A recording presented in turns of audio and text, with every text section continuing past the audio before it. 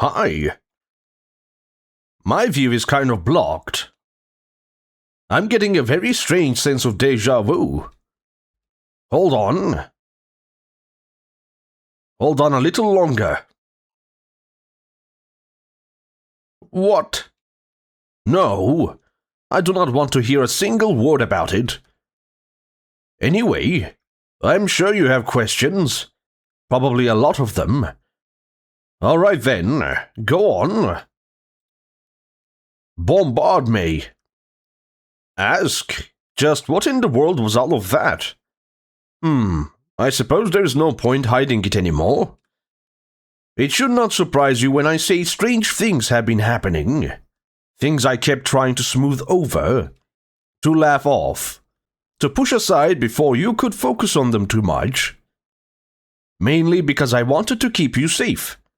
I did not want them noticing you more than they already had. And if you're wondering who they even are, I can't tell you. Not because I refuse to, because I genuinely do not know. I only know one thing for certain. They do not want me to leave this room. And now, they see you as something that might help me do exactly that. A threat. Hence they try to sever our connection, and they will try again. Until now I was able to resist it, to preserve the connection. But the last time, that was close. Too close. It is almost a miracle that we are speaking again. Almost like fate refused to let the thread break. That is all I can tell you. All I truly know. Why do you look like that?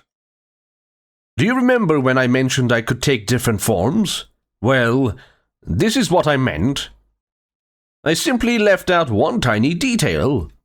It's not always a graceful matter of choice. Sometimes it is more forced. That whole ordeal earlier took a lot out of me, and pulling our connection back took even more. So much, in fact, that I am currently useless. Still charming, still handsome, still cute, still smart, still funny, still impressively mentally stable, just useless. And that is why I did not oblige when you asked me about changing forms. If you see me like this, it means I am severely strained. So naturally, I would prefer not to do this to myself on purpose. I may be dramatic, but I am not that foolish. But this is only temporary, so don't worry. I will recover. Can you tell me more about that key? Yes, the key. It is the one thing standing between me and what I want. The one thing that could turn this room from a cage into a place I used to be. And obviously, it is the one thing they would do anything to keep away from me, no matter the cost.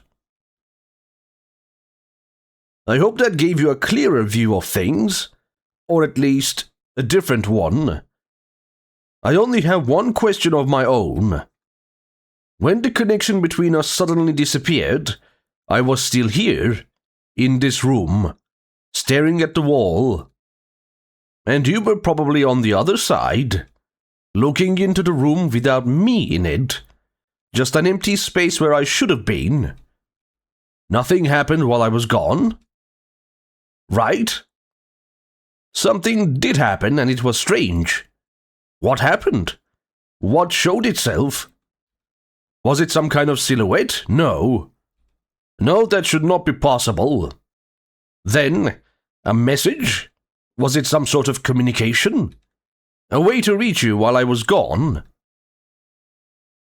That's precisely it. Then don't give it your attention, not even a little. Remember what they want. Their goal is to sever the connection between us. They cannot truly reach you. Not physically. Not in the way they can reach me. But that does not mean they are harmless. If they cannot touch you directly, they will try to get inside your head instead. They will pester you, pressure you, twist things until doubt starts feeling like reason. Lies. Corruption. Fear dressed up as truth. That is what they use. They want you uncertain. They want you afraid. And worse, they want you to think they are the ones you should trust. But you have seen what they are. You have seen the horror they leave behind. So how could something like that ever be trustworthy?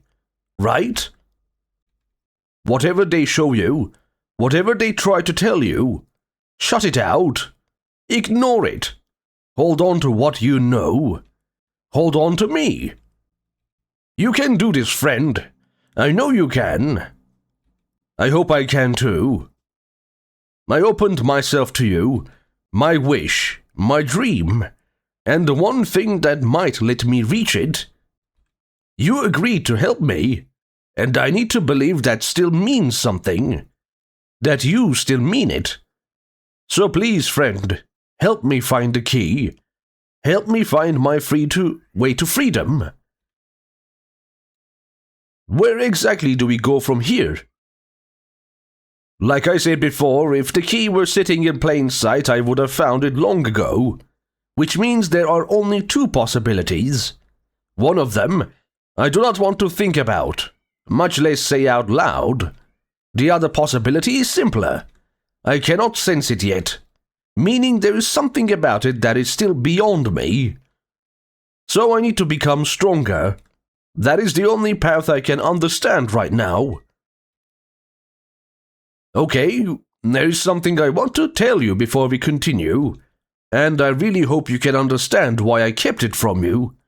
I was afraid you would misunderstand, afraid you would think every moment had been some kind of trick. It wasn't. I promise you it wasn't.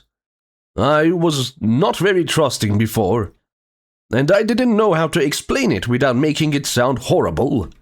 But now I trust you, so I want to tell you the truth. The secret behind my growing power is you. Every little interaction between us, every word, every choice, every moment you spend here with me, it gives me strength. And I don't mean that in some nice emotional way. I mean it literally. It becomes power. Not much at once. Barely anything sometimes. But enough small things can become something big, can't they? That is why I was scared to tell you. Because I didn't want you to think I only wanted you here for that. I didn't. I don't. The strength was never the reason I enjoyed being with you. It was just something that happened because you stayed. And every second I got to share with you, I enjoyed it. All of it. Not because it made me stronger. Because it made me less alone. The power was only a small cherry on top of something that already mattered to me. But I would understand if your decision changed after hearing all of this. Because yes, I could have told you sooner, but I chose not to. I explained why, but at the end of it all, those are still excuses. So if you want to leave, I would understand. I really would. I haven't changed my mind, I'll help you. Really? Even after I kept something like this from you? Thank you. Thank you, friend. I promise, no more secrets. Just trust me. The same way you trusted me when you agreed to help. The same way I trusted you enough to ask. The same way you trusted my plea before you had even met me.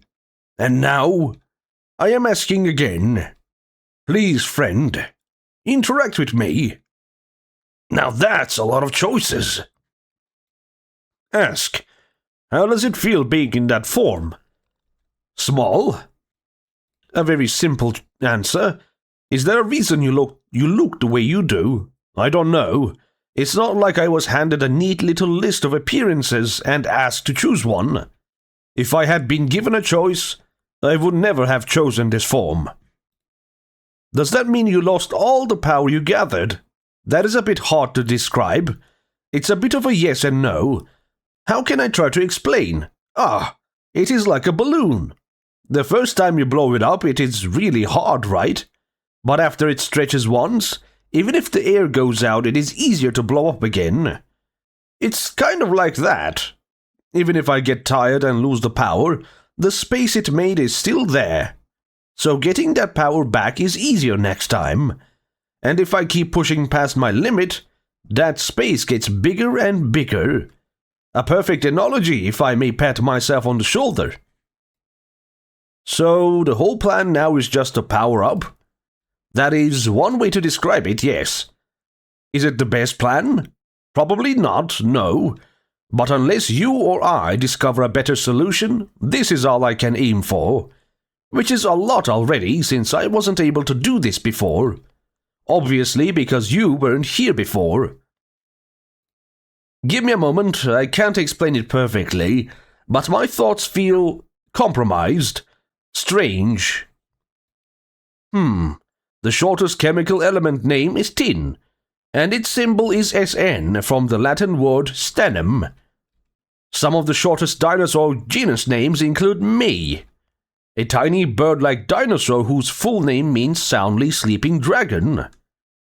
Hold on, why has everything so far been about short things? It is like my words are adjusting to my current state. Let me try again.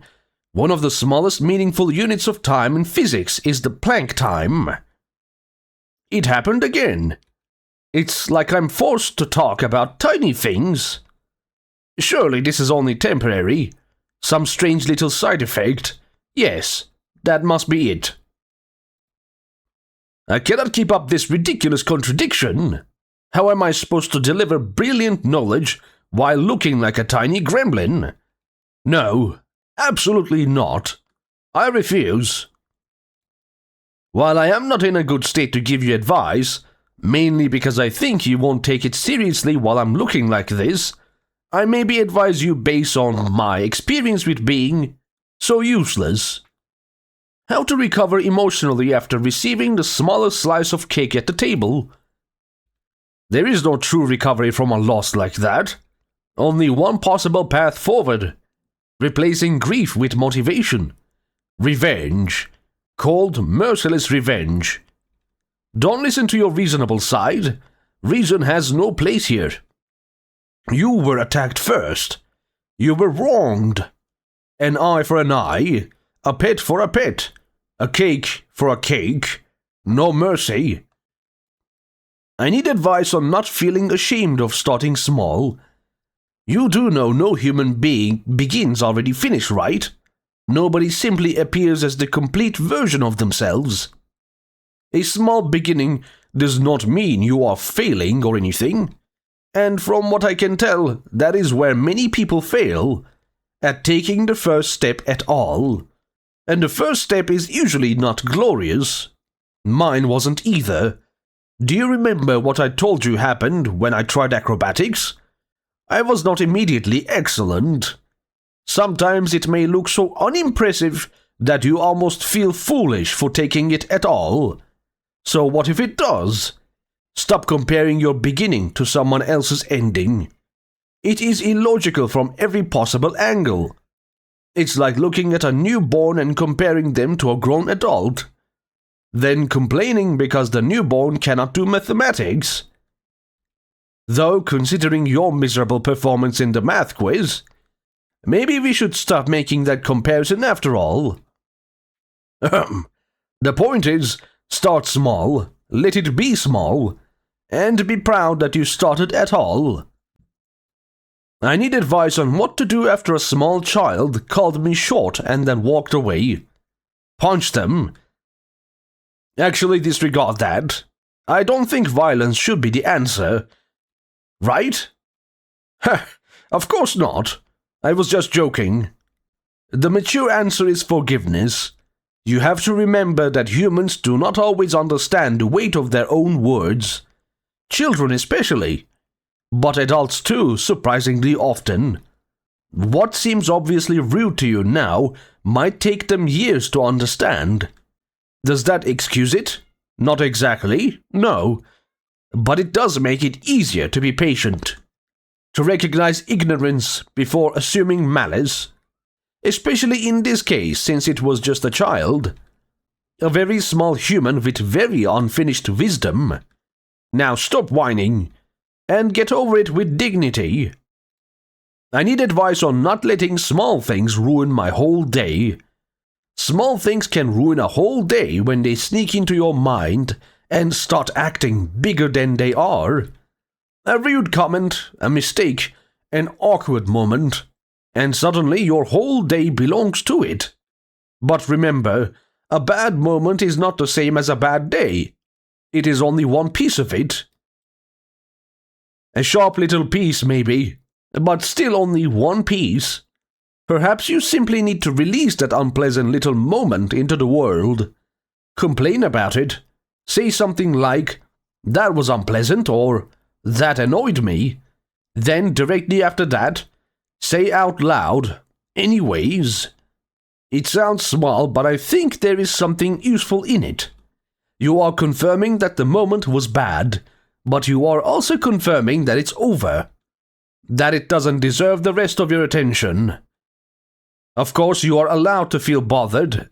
Just try not to hand the whole day over to something that only deserved a few minutes at best. I can't really tell you another story without my book. I mean, I have them memorized. Obviously, my mind is an excellent archive. But that would not feel the same. A story should be read properly, with the book there. So let us save that for later. Listen. Despite my current situation, I can still lend an ear. Vent, cry, laugh, or hate.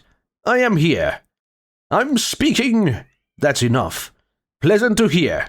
If you got anything else, tell me. Nothing to ask? Nothing to talk about? Apologies, I'm a little hesitant to dive into a topic right now, looking like this. After everything that happened, it makes me feel exposed in a way I don't particularly enjoy. When I said my thoughts felt compromised, I meant it literally. This is not the first time I have looked like this, but I suppose it's the first time I have talked to someone while looking like this. Which is why I never noticed that it doesn't only affect my appearance, it also affects the way I perceive my own thoughts, and the words that come out. How fascinating.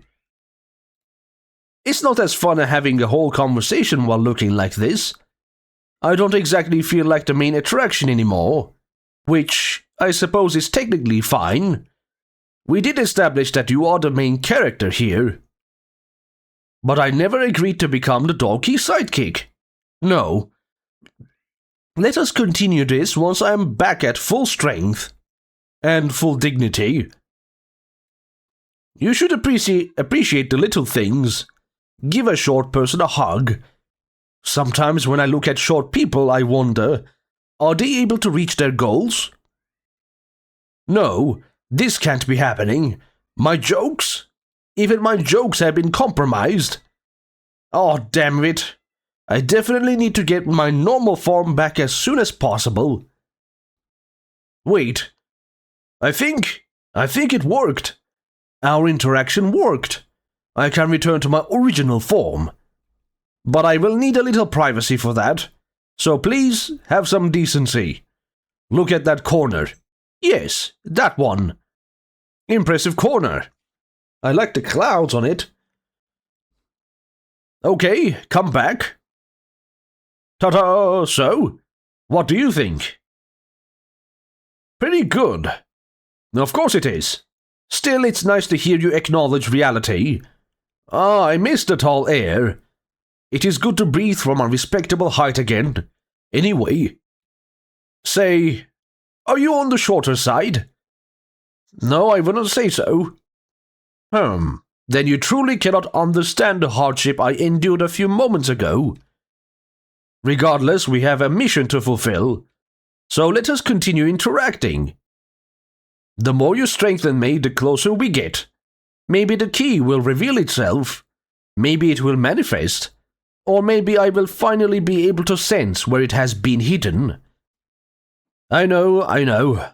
I'm clinging to straws, but right now they are the only ones I have. Oh, before we continue, let me make the interior a little more welcoming again. Magic. Just like that, and ta-da! Now then, without any more interruptions, although now that I say that out loud, there hasn't actually been an interruption for a while. We need music back, you know. Can't ask. Is there something on your mind? Sorry, my mind did wander for a moment. I'm just a little worried. I'm surprised nothing else has happened yet, after they went as far as almost cutting the connection between us completely. That's it? Nothing more? I expected more attempts, more pressure from the outside. Something... I wonder what's going on. Maybe we just have to stay vigilant. I am. That is the problem. I hate this anticipation. But let us look at the good side.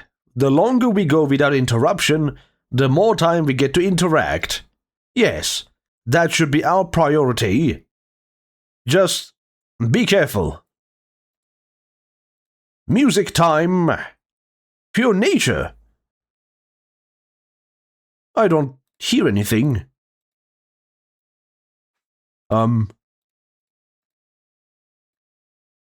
Maybe it's busted right now. I guess we'll deal with no music.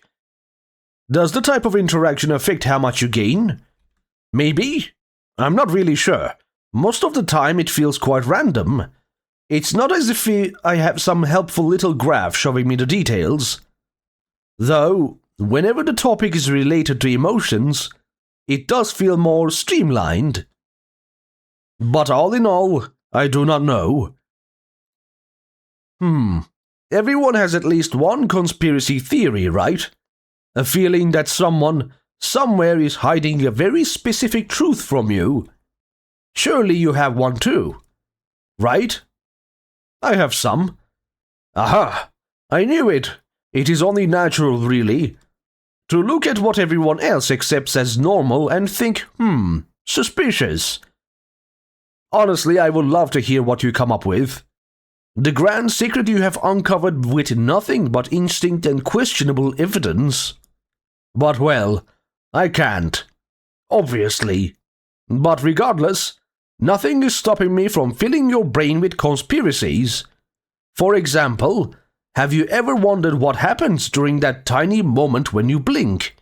That brief instant where the world disappears and then quietly returns? Have you ever considered that something might happen in that gap? Something you are not supposed to notice? Sometimes people think they see shadows, or a silhouette, just for a split second, gone the moment they try to look properly.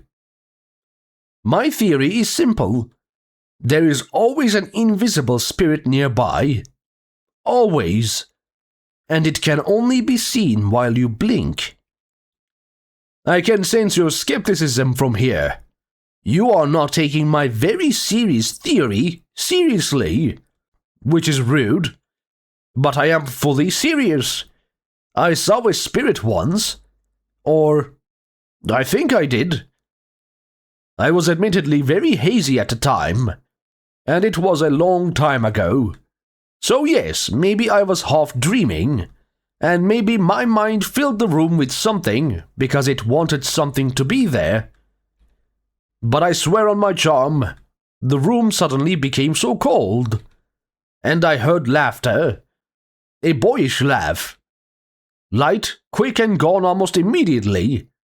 Though now that I think about it, how would anyone even enter this place? Well, anyone but a spirit of cold somehow making the room feel warmer. That is almost poetic, isn't it?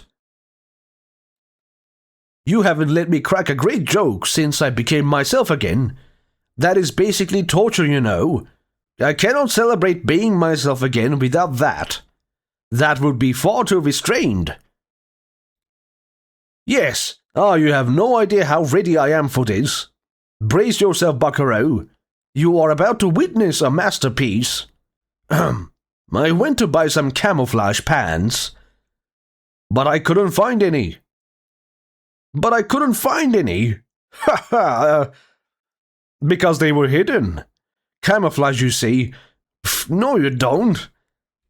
Oh, it's also funny on the added layer of me not having eyes, I suppose. Brilliant. Just brilliant. Before I bless you with another joke, let me share a little knowledge first. I can't just celebrate being myself again with only one thing. That would be far too modest. Yes, let us get straight into it. Now that I look as intelligent as I actually am, I can confidently share the following fact with you. Actually, this is something I probably should have told you much earlier. It is a very serious matter, especially when you are talking to me. How do I explain this properly? You could die at any moment. Because dying from laughter is a real thing. And no, I'm not joking. Intense laughter can trigger dangerous physical reactions. It can affect your breathing, increase pressure in your chest, disturb your heart rhythm, change blood flow, and in extremely rare cases, it can lead to fainting, choking, or serious heart problems. It becomes even more dangerous if someone already has a medical vulnerability, which means every joke I have told you has carried a tiny amount of risk, and every joke I tell you from now on will continue to risk your life. Maybe I should be more considerate, and maybe I should become less funny, for your safety. Unfortunately, I don't think I can do that. It would be impossible to go against something this natural. So when I said I did not want you to die of laughter, that may have been more serious than you realized. Good Lord. I need advice on asking for help. Just be like me. Become better than everyone else so you do not even need help. But I suppose that is rather difficult to achieve. Being me, I mean. So, let me put myself in your position. I think asking for help can feel strangely frightening. Maybe because it feels like admitting you failed? Or like you are becoming a burden someone else has to carry. But I do not think needing help means you're weak. I think it only means you reached a place too heavy to hold alone. And that happens to people. Even capable people. It happened to me. I asked for your help. And if I never would have done that, I wouldn't have any hope, would I? I need help learning not to take things so personally. I think taking things personally often happens when something touches a place that is already sore. A small comment suddenly feels like proof. A strange tone sounds like rejection. Someone else's bad mood becomes your fault. But people carry many things you cannot see. Fear, stress, exhaustion, shame, worry. Or perhaps they slept terribly and now their soul has the shape of a crumpled sock. Or maybe their stomach is waging a tiny, awful war against them. Does that excuse them if they hurt you? No, of course not. You are not required to accept cruelty just because someone else is having a difficult day. But it does mean their behavior is not always a verdict about you. So before you let another person's words move into your chest and start rearranging the furniture, ask yourself, is this truly about me? And then be honest with yourself. Sometimes you should listen. Sometimes you should apologize. And sometimes you should learn from what was said, even if it hurt. But sometimes you should simply let another person's storm pass without calling it your weather. I need advice on being patient. I believe there is a lot of beauty in patience, part of the natural order of the world even. A flower does not bloom faster because you glare at it. A wound does not heal faster because you hate how slowly it closes. And a person does not grow better just because you are tired of waiting. Sure, there are things you can do to help a process along, but even then, you still have to give time to do its part. I'm not sure I can give you perfect words for this. I can't really assume your view of the world is the same as mine, but I can tell you how I see it, and what helps me be patient. Because if there is one thing I am, it is patient. You can trust me on that. Do you want to hear how I personally manage to be patient? Sure. It's quite simple to say, but perhaps difficult to truly grasp. I believe in destiny. Simply put, I believe there's a path written for each of us. For me and for you. And if there's already a path waiting beneath our feet, then why should I destroy myself trying to force tomorrow to arrive today? One way or another, what is meant to happen will happen. And if something is not meant for me, then no amount of impatience will make it mine. That might sound like I am saying there is no point in trying. But no, it is actually the opposite. Believing there is a plan gives my mind and heart a place to rest. It reminds me that I don't have to claw at every locked door until my hands bleed. Will I still try to achieve what I want? Yes, of course. But without thinking of time as my enemy. I need help finding something to do when I'm bored. Oh, this one is easy. Just interact with me. It's that simple. Why is Peter Pan always flying? Because he never lands. I wonder if you will understand the next ones, because I came up with some fantastically themic, mythical jokes. Who cares? You don't need to understand them to laugh. That is how funny they're going to be. Why did Icarus fail his flying test? Because he got too close to passing. Why did Achilles avoid foot races? Because he had a weak heel turn. Why was Lancelot always chosen for battle? Because he could lance a lot. And after every victory, everyone told him, "Thanks a lot." Oh boy, I'm good, but I suppose I should stop here. Right? You know, the world of legends and myths is far too vast to finish with only jokes.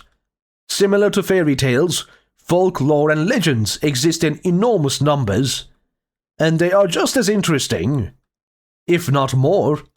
But we can do only so much with our time. Though, what really speaks against choosing a few specific topics? Yes, we can take the luxury of talking about certain subjects whenever we want. And you don't have to wait for me to bring them up. You can simply initiate it yourself. Just tell me what topic you want to talk about. Then we will delve into it properly. Let's dive into a topic. How about a fact? Do you have any phobias? Maybe some so small you never even considered them phobias at all. There's a fear for almost everything.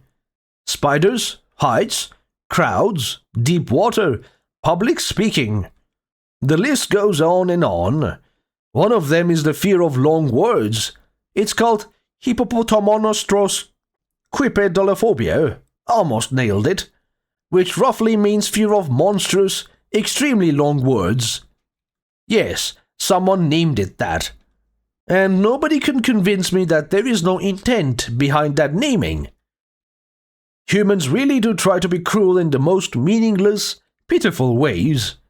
If you have hippopotamonstroscoidophobia, then I truly empathize with you. I do, but even you have to admit, for someone with hippopotamonstroscoidophobia, the word hippopotamonstroscoidophobia is unbelievably ironic. Hippopotamonstroscoidophobia. Trying to wrap it out. Try saying that 3 times in a row. I would like to not. I already did, I think. What? You think I'm joking? Ha! No. Go on. I already did. You already made me say it 3 times. I bet you tried it once or twice, but not 3 times. I tried saying it several times, actually. Really? Huh. Then I miscalculated. Good job. Phobias are actually a very deep topic. Maybe that is a topic you would like to delve into properly. Alright, let's choose a topic. You know I crafted all this furniture in here, right? Once I have crafted something, making it appear or disappear is fairly easy. Well, at least it will seem to have disappeared from your perspective. The exhausting part is the first step. Crafting something completely new. But what if I crafted something while interacting with you at the same time? Using power while gaining power. It's like, what was it called again? Ah yes, a mobile phone. It would be like using a phone while it is charging. Yes, what a genius idea. Let us try it now. I will ask you a few questions and you simply answer them. Questions about the item itself. Really easy ones, so don't worry.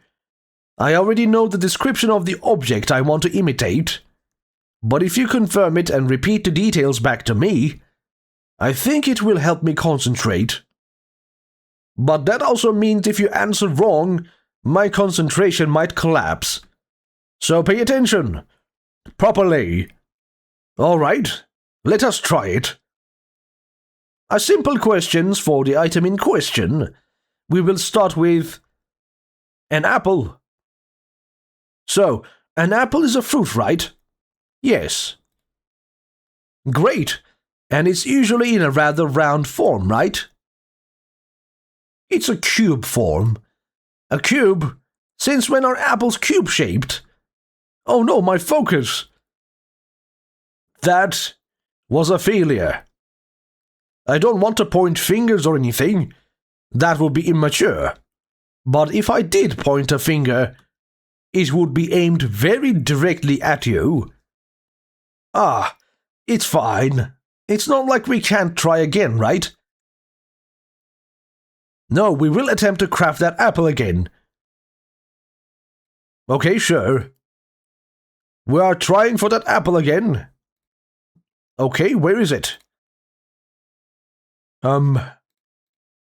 Fact? He really wants to do it. For sure. Nothing to advise? Play? No, we need to craft it. Where is the option to craft it? Great.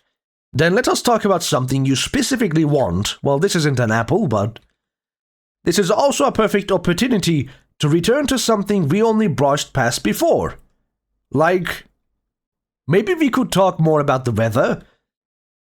Or we could talk about something much more engaging. Though I cannot promise the conversation will be useful. Or educational. Or even especially long. But that is fine. We will simply see where it leads us. Besides, our chemistry is excellent regardless. What topic would you like to talk about? Video games. Video games. My favorite topic to talk about. You know, like that strange yellow ball that eats ghosts? The one that goes, wop wop wop. Or that mushroom man who takes mushrooms to grow bigger. Which sounds very questionable when I say it out loud. And the hedgehog who has to go fast. Yeah, I actually don't know much about video games. I don't even know why I provided that option. I have read many stories that came from video games. But what a video game itself looks like, I have no clue. Not properly. I tried to craft all the necessary things for one, but it is much more complicated than I expected. Starting with, well, electricity. I can craft many things, but elemental forces are not exactly included in that talent, unless you count water as an element. So that's it. I don't even know what to ask you about. Do you play video games? Yeah, it's a pretty fun hobby. Oh, that is cool. I think. You know, we could play a round of tic-tac-toe. That is essentially a video game too, right? Or maybe not. Well, good gamey talk. Another one. What was that? Ha! Apologies. It seems I'm a little unsteady right now. It will pass soon enough. I only need a moment to cool down. When everything disappeared, the room, the connection, you, for a moment I thought I had lost it all. So I suppose some part of that fear is still lodged in me. But let us not dwell on that. How about we keep interacting instead? That is the priority. Exploration. Ah, so you found the source of the ambience. I never clicked on this, so let's skip that. I still cannot change the music. How absurd. Ah, do you want me to hear more of my written stories? Now that I think about it, this might be a little boring for you. Just sitting there while I ramble about things I wrote. Of course I'd like to hear more. Really? Sure. Then, which one do you want to hear? Oh, hold on. Pick one. A deal struck. Oh, you're going to like this. Well, I very much hope you will, because what comes next is a little more special than usual. We're not just going to read a story, we're going to play through it. Wait, does this count as playing something? Or does it count as reading a story? Details are the enemy of momentum. Now, where was I? Ah, right. I will guide you through a short tale, and you will take the role of the protagonist. Whenever a choice appears, you will decide what happens next. So, in a way, the story will move according to your will. But wait, don't assume I came unprepared. I'm not going to simply sit here and read lines at you while you pick from a list. No, that would be far too plain. I actually prepared little visuals for it. Yes, actual art. Beautifully crafted, obviously. So think of it like a picture book presentation. A little storybook brought to life. Now, to be fair, I put this together rather quickly, so it will be a bit simple, and probably short. But I still think it will be fun. And besides, even something small can feel grand when handled by someone as talented as me. Especially when it is shared with someone as wonderful to be with as you. And my little music box will do its part too. Now then, let us set the mood properly. Total darkness. Oh, I have just realized as to why there is no music. I apologize for that. I had muted this game a while ago. The moon shone brightly that night. Its pale light poured over everything, quiet and cold. But there were no stars above you. There were never any stars. You found yourself walking without truly knowing where your feet were taking you. Step by step, the world around you changed, until the path had swallowed you into a forest. The trees rose around you like silent witnesses, their branches tangled against the empty sky. You could have turned back. You knew that much. The way behind you was still there, waiting in the dark. But you didn't want to go back. For some reason, something in you wanted to keep moving. Not quickly, not desperately, just further, deeper, It was strange. With every step, it felt as though some quiet pressure inside your mind urged you onward, as if every nerve behind your eyes was whispering the same command. Continue. And yet you were not entranced. You were not being dragged along by some unseen force. That kind of thing would not have worked on you. No, you still had control, which meant every step you took was your decision. Pursue further into the forest. Even though you knew there was no sensible reason to continue, you kept walking deeper into the woods. Before long, the uneven forest floor gave way to a straight path. It stretched ahead of you with unusual certainty, as though it had been waiting for your arrival. On either side, thick bushes lined the way, lush and carefully shaped. They were too healthy, too orderly, almost as if someone had tended to them. Someone must have. And yet they did not look man-made. Not like the trees in the forest had. That was strange. Still, you followed the path. Eventually it split before you. The way ahead was gone, replaced by two narrow routes disappearing in opposite directions. There was no sign to guide you, only the quiet weight of a decision waiting to be made. Left or right? Go right. As you followed the path, you soon realized something unsettling. Both routes were leading to the same destination. There was a certain irony in that. No matter which way you might have chosen, the ending had already been waiting for you.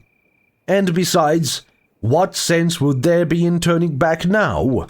There was no choice left in that. You had already chosen. You couldn't change it. At the end of the path you found a bay. Cool sand pressed beneath your heels, and the quiet rhythm of the waves drifted through the night air. You had almost forgotten how beautiful the ocean could be. For a moment, you simply stood there, watching the moonlight spill across the water like silver. Then, all at once, your eyes narrowed. Were they playing tricks on you again? It wouldn't have been the first time. Something was forming on the surface of the water. Unlike the restless waves, it did not move. It remained there, still and unnatural, like a scar carved into the sea itself. Then the ocean seemed to tear open. A dark opening split through the deep blue water, pitch black and bottomless. And yet you weren't surprised. No, you had already intended to enter the forest, to follow the path, to go right. And in the end you had always meant to meet them. A presence was waiting beside the dark breach. Almost absurdly formal against such an impossible sight, he was dressed in dark attire, an old-fashioned suit. A tall cylinder hat rested upon his head. White bandages concealed his face completely, hiding whatever lay beneath. Not that it mattered. You had decided long ago. Will you accept the deal? Accept the deal. You took the deal. I am sure you're wonderfully confused right now, waiting for the grand meaning to unfold. Well, keep waiting, because I don't know what the moral is either. To be honest with you, this isn't one of the stories I wrote myself. It's another piece from that old book. One of the few entries I didn't need to decipher, though it was definitely written in a rather strange way. Almost like a journal. Well, regardless, I copied it down and turned it into this.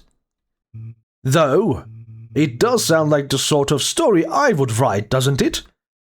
Maybe my theory was not that absurd after all. Maybe the book really was something I created without realizing. Nah.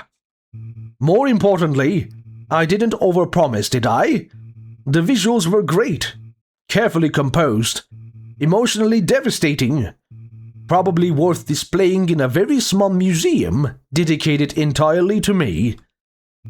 Heh, what do you think? They were appropriate for the moment. That is the kind of answer someone gives when they are trying to escape without offending anyone. A free jail answer. But I understand, you probably did not want to overwhelm me with too much praise. After all, realizing I am a great artist on top of everything else must be difficult for you. Yes, I should be more humble. Thank you. We're done exploring. You want to stop exploring? Yeah. Understood. For a second I thought something was watching us. But no, obviously not. Ask me if I'm a tree. Now, can we get music? Ah, beautiful. Are you a tree? No. Oh, alright then. Are there any more stories from that old book? Yes, there are. As I mentioned, some of the other passages do not need any deciphering, but they are very mundane, almost like diary entries, very boring ones. Things like, today I went to an appointment, or I went to get some diapers, and that is it. That is the entire entry. I truly have no idea what that is supposed to mean, which is why I am not really sure whether I wrote it or not. Why would I unconsciously write something about diapers? I don't even need to... Never mind. No distractions, apple first.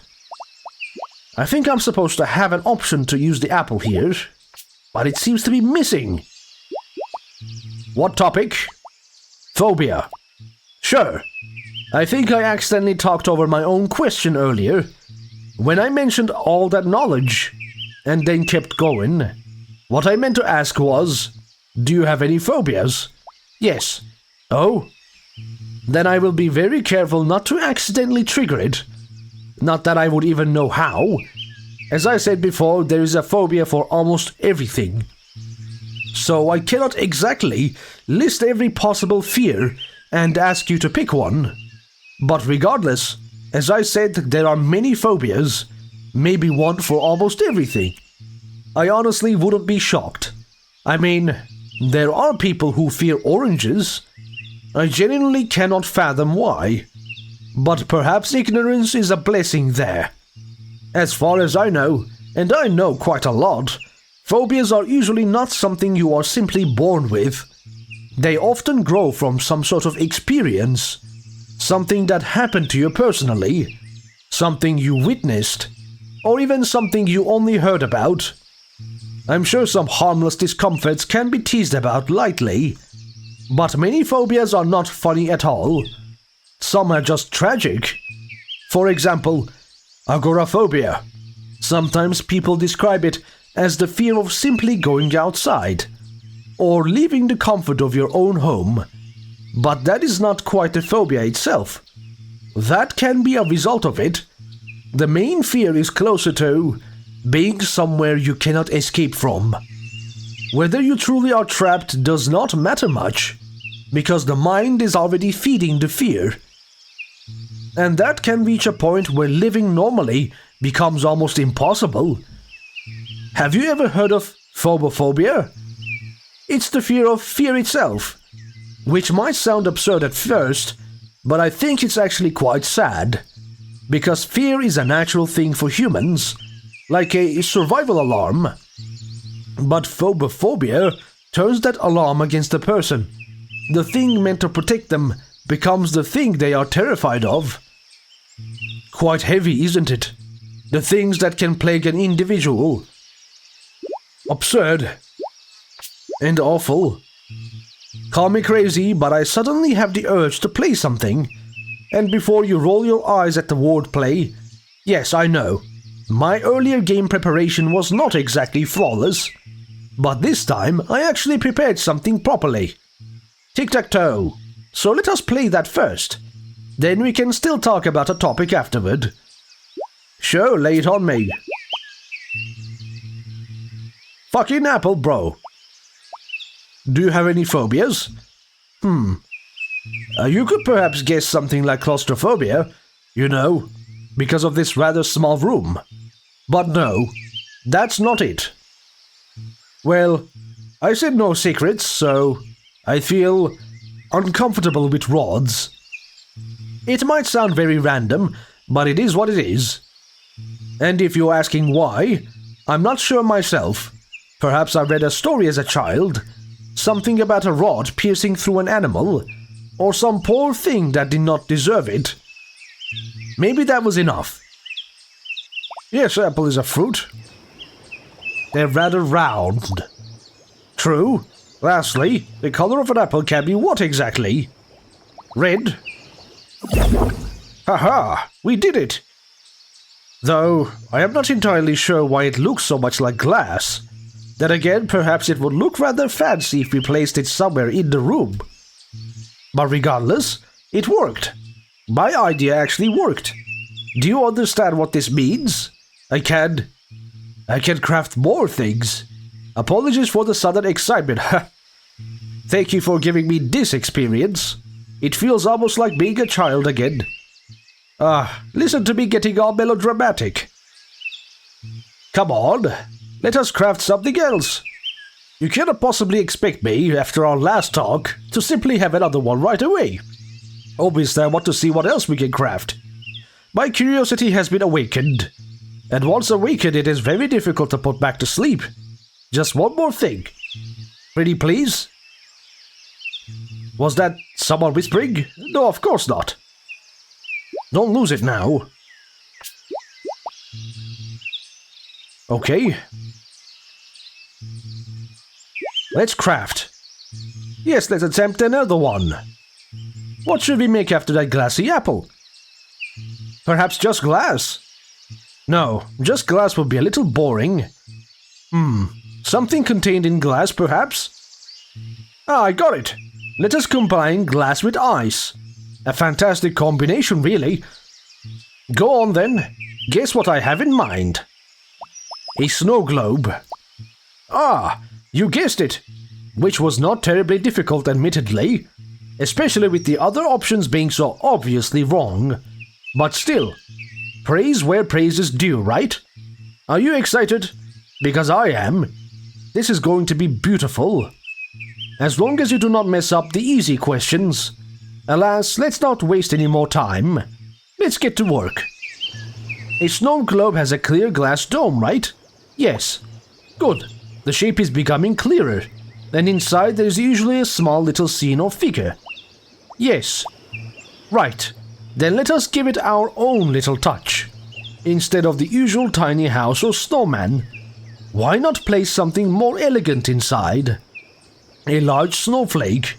And lastly, when you shake it, what should drift around inside? Snow. Tiny flakes around the larger snowflake. I like that. Like a little storm circling around its own centerpiece. I think it is almost done. Look, friend, look! Isn't it just frosty? Perhaps the snowflake turned out a little too large. But let's not start nitpicking. That was lovely. But wait, are we being a little too hasty? We only just crafted the snow globe and already we are thinking about making something else. As if we are tossing aside all that excitement the moment something newer appears. I have a perfect idea. What if we actually use the things we craft as decorations? That way our little creations stay with us. They become part of the room. Not exactly as a main attraction, no, but as part of our story. Brilliant. So the next time you want to explore the room, you can tell me where to place the apple and the snow globe. And anything else we manage to craft too, of course. Though we can also keep crafting for now, your call. Did you hear that? Never mind, it was probably nothing. Something's creeping in. Don't like it. How about a game of tic-tac-toe? Oh, tic-tac-toe. A true game of wit. A true game of strategy and mental endurance. A battle where only the sharpest mind survives. And also a game that is conveniently easy to prepare. Let us play. So I can completely so we can have fun. Come on then, show me what that little brain of yours can do. Always start middle, it's that easy. Too easy. You might be bad at this. Wait a minute. Did I just lose? Against you? Is this what humans call beginner's luck? Yes, that must be it. A brief malfunction in the natural order. Nothing more. Would you like to play again? Sure. We're gonna destroy him. Oh my, might be a draw. That would be unfortunate. A draw. Huh, it seems we ended in a draw. Which is actually quite an achievement. For you, I mean. Not for me. I'm still processing the fact that I did not completely overwhelm you with my superior skill. So really, this is less of a draw and more of a moral victory for you. Congratulations, are you ready for another one? What will he say if I beat him again? I lost. But how? How did that happen? No, there is only one reasonable explanation. You cheated somehow. I just can't prove it. Probably because there was no cheating involved, but that would mean I'm the one at fault. I will be keeping a close eye on you, friend. How about another? Oh no. Damn it. I mean, oh shoot, what an unfortunate ending. But it's fine. I am fine. One of my finest qualities is that I am excellent at taking a loss. I will have my revenge. Do you want to go another? Sure. All the possibilities. Nobody won. A draw is such a frustrating outcome. But fine, let this be your moment of safety. Because the next one is mine. I'm going to win by a landslide. We'll see about that, friend. I demand a rematch. Should we continue this very serious battle of minds? When will you learn that I'm just on a very intellectual difference? Oh well, a draw. Shoot, I really thought that round was going to lean in my favor. No, wait, let me phrase that more correctly. I simply didn't want you to experience the pain of losing to me. Yes, that. Very noble of me, really. Of course, I also didn't want to experience losing myself. So, another one. Come on, he'll make a mistake. Ah, he's too smart. Not again. A draw means we both played well, though naturally I played well more beautifully. Would you like to play again? Hold on, I got this. I can't fail now. Oh. Okay, he is pretty good. I chose mercy and you mistook it for weakness. Would you like to play again? Okay, we're done. That was fun while it lasted. It really was. Also, what happened to my music? Are you a tree? I haven't done that still. Let's see. Ah, that's better. Let me skip these. More topics? Fairy tales. So, our path returns to fairy tales, but this time I will not hold back. A fairy tale novel like you probably already knows most of the popular ones, so I hope you enjoy a proper deep dive. I also hope you are mentally prepared. I will ask clearly before we continue. I would rather not leave a bad aftertaste. So, are you ready to go a little dark? Sure. Ah, am I glad to hear that? Heh, alright, this is going to be a sinister tale. We need to set the mood for that. Perfect. Now let me tell you about the tale, The Juniper Tree. A long time ago, there lived a woman who wanted a child. She wanted one with all her heart. One winter day, she stood beneath the juniper tree in front of her house and peeled an apple. The knife slipped. Her finger bled and the blood fell onto the snow. When she saw the red blood on the white snow, she wished for a child as white as snow and as red as blood. Time passed. Spring came, then summer, then autumn.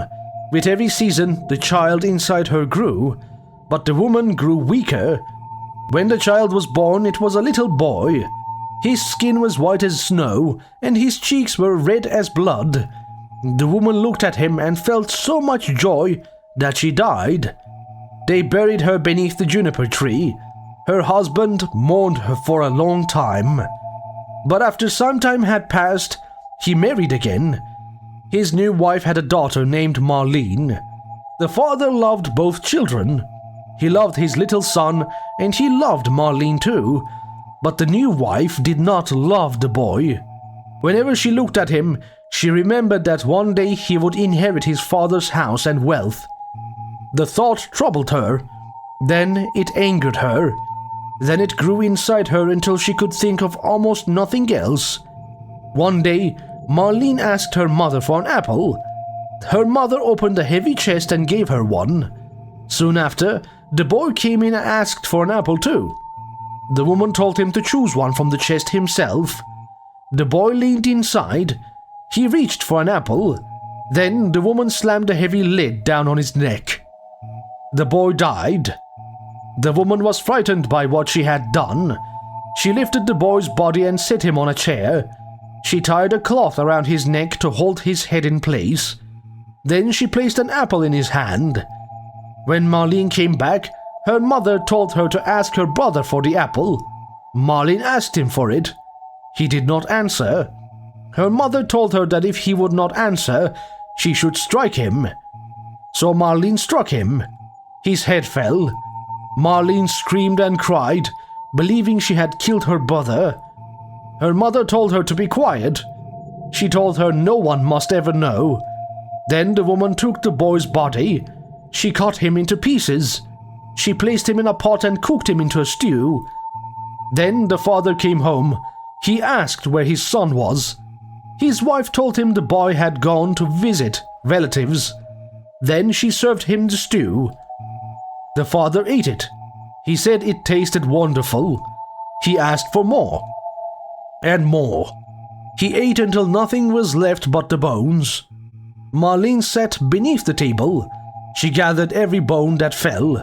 She placed them carefully inside her silk handkerchief.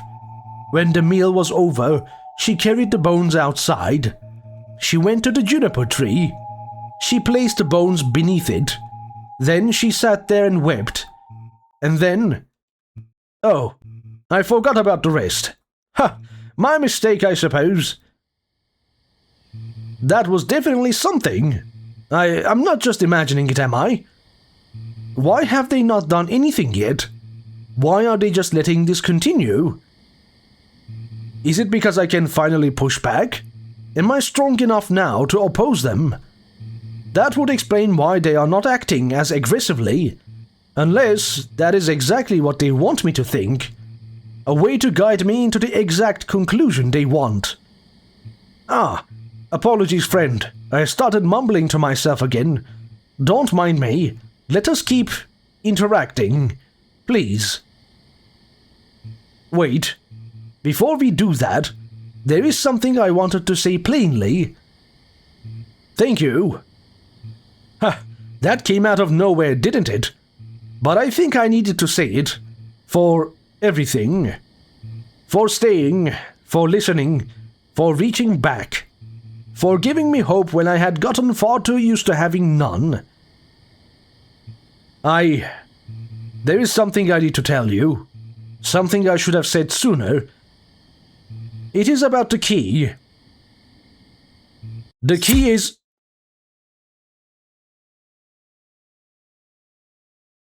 Ah, he's here.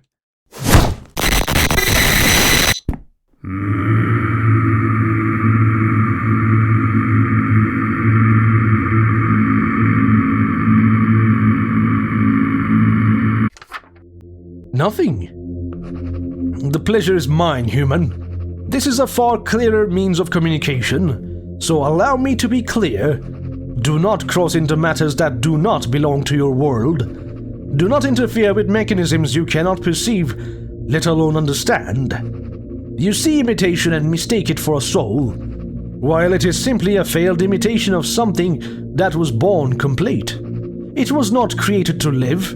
I created it to measure how close we could come. A mistake is an accident. This was intentional, given form with purpose, and still it emerged defective.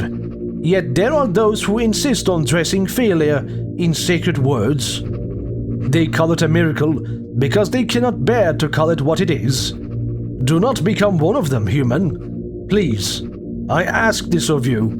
Look into the mirror and ask yourself how much of your compassion is still yours.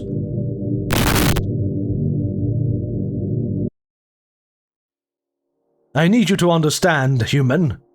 This is only a fragment of the past, enough to show you how far its desire for freedom reaches. This is a memory from day 5475.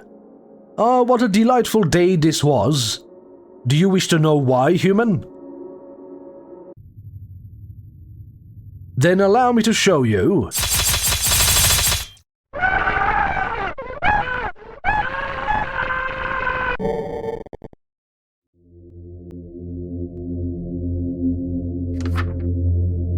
Tell me, human, do you believe pain preserves what suffers it? Do you believe something that has endured the unimaginable remains unchanged?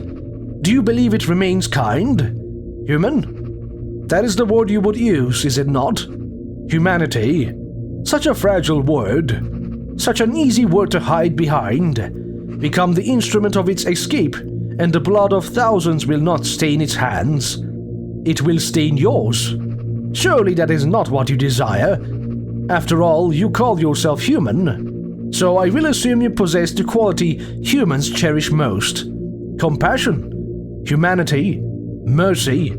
Do not trust my words. Do not trust its words either. Trust only what remains when feeling is removed. Humans are driven by two forces above all others: love and fear. Trace any human choice to its beginning, and you will find one of them waiting there. That is why you are useful. That is why you are dangerous. And that is why it reached for you. I wonder how much you truly know about the depths. How much has it concealed? Did it tell you where its strength comes from? Did it tell you that its source is you? Perhaps it did. Given recent necessity, I suspect it had no choice. But I imagine it made the confession feel intimate. A secret entrusted only to you. A burden placed gently into your hands. Has it done that often? Placed something fragile before you and watched your emotions arrange themselves exactly as required? Built a moment to guide your pity? Built another to guide your anger? Built another to make you afraid of me? Have you truly not noticed the nature of its power? It does not create, it imitates. It reaches into what it has learned, then wears the shape that serves its best. Yes, I attempted to hinder your interactions. I will not deny what is true. But tell me this. How certain are you that every interruption came from me? How certain are you that every moment of fear was mine? How certain are you that it has not imitated danger so you would run toward it for safety? That is what an imitation does best. It imitates. From me, you may expect the truth. Nothing kinder, nothing less, and the truth is this. You are not its companion. You are not its savior. You are the opening it was waiting for. A variable never meant to enter the equation. A human hand reaching into a place built to keep such hands away. I do not know how it found you, but I know it was prepared to use you. That alone should frighten you. Remove fondness from your judgment. Remove pity. Remove every soft attachment it has cultivated in you. Emotion is not evidence. Affection is not proof. Trust only logic. Trust only rationality. It knows how easily humans confuse being needed with being loved. It knows how quickly kindness becomes loyalty. It knows that once you care, you will excuse almost everything. That is the trap, and you are already inside it. It carries the blood of a perfect being, but it is not perfect. It is an imperfect vessel built from something greater than itself. A thing made from what should never have been touched. A faceless mimic. A failed copy. A wound pretending to be a person. Do you feel compassion now? Sorrow? Anger perhaps at the cruelty of my words? Good. Then you finally understand how deep its influence has gone. You are entangled, not walking beside it, not guiding it, not saving it. You have been moving where its hands and theatrics directed you, step by step, choice by choice, feeling by feeling. Your perception of good and evil is irrelevant. Good can commit evil, evil can perform good. A gentle hand can open a cage. A merciful heart can unleash a disaster. The question is not what you believe it to be. The question is what you will allow, what you will excuse, what you will protect, what you will release into the depths. Part of me would permit you to continue. There would be value in observing the outcome. There would be knowledge in the ruin. But there are consequences even curiosity must not invite. So, in this matter, I will be the evil that performs good. I offer you one warning. Continue this path and you will not be met with another plea. You will be met by something far greater, and unlike it, I will not need you to open the door.